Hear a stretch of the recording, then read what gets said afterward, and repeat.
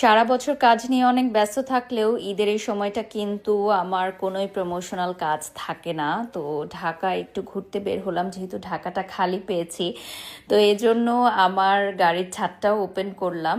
এটা আমার অনেক শখের একটা গাড়ি, যেহেতু আমি সানরুফের জন্য অনেক বছর টাকা জমিয়ে দেন আমি সানরুফটা কিনেছি আলহামদুলিল্লাহ।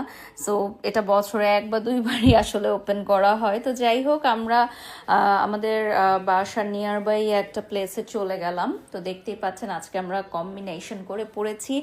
আমি পরেছি আনজারার একটা আউটফিট। এবার ঈদে কেন যেন খুব কালারফুল কিছু পরতে ইচ্ছা হচ্ছিল না, তো আমি ব্ল্যাকটাই চুজ করেছি। আর ঈদে সাধারণত আমি মেকআপ করি না, কারণ আমি মেকআপটা করা একদম পছন্দ করি না। আমার কাজের জন্য আমাকে করতে হয়, সেটা ভিন্ন কথা। বাট যখন আমি পার্সোনালি কোথাও বের হই, আমি একদমই মেকআপ প্রেফার করি না। জাস্ট আমি একটা লিপস্টিক পরেছি আর টোটালি বেয়ার ফেসে ছিলাম।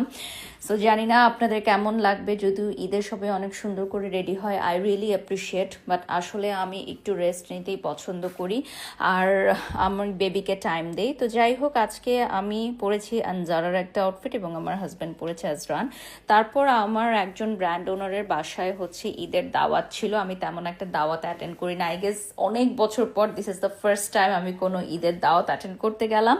তো যাই হোক, আমার খুব প্রিয় একজন ব্র্যান্ড ওনার বাড়িতে দাওয়াত ছিল বলে আমি এটা মিস করি নাই। তো এই যে ফেরার পথে আবারও গান শুনছিলাম। তো আপনাদের ঈদ কেমন কাটলো এটা অবশ্যই কমেন্ট সেকশনে জানাবেন। তো এই যে দেখতে পাচ্ছেন ঢাকার রাস্তায় আমরা এখন বের হয়েছি, আমার বোনও ছিল।